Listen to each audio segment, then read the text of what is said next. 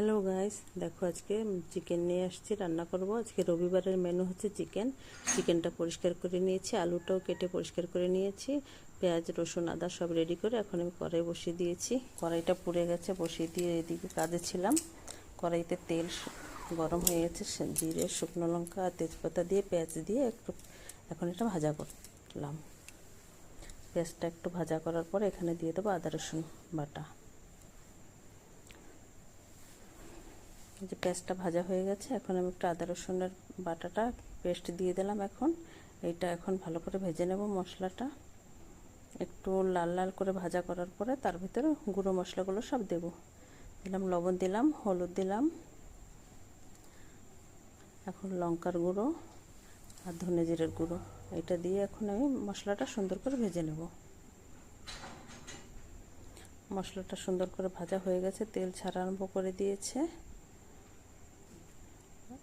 এখন আমি চিকেনটা দিয়ে দেব।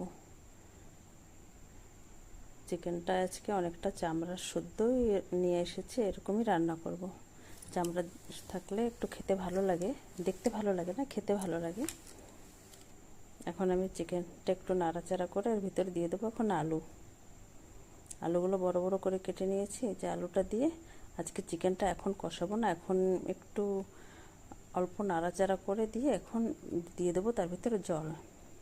আজকে চিকেনটা পুরো শুকনো শুকনো করে কষাবো, তা জল দিয়ে ভালো করে সিদ্ধ করে নিয়ে তারপরে চিকেনটা আমি কষাবো।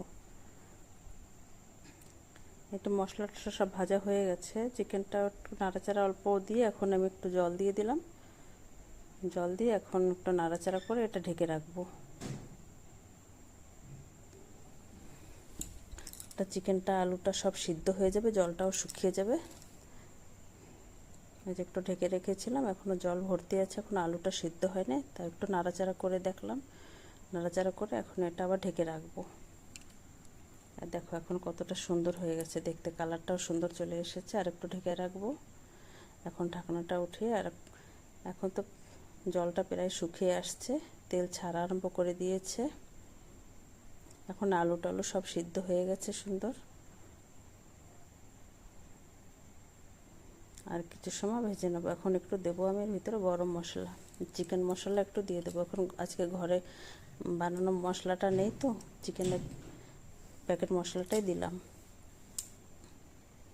এখন আর কিছু সময় একটু নেড়ে চেড়ে নেব, আর একটু জলটা শুকিয়ে যাবে, সুন্দর কষানো হয়ে যাবে। এরকম করে খেতে দারুণ লাগে, ভাত রুটি পরোটা যা দিয়ে খেলে ভালো লাগে। আজকের মতন এখানে, সবাই ভালো থেকো, সুস্থ থেকো।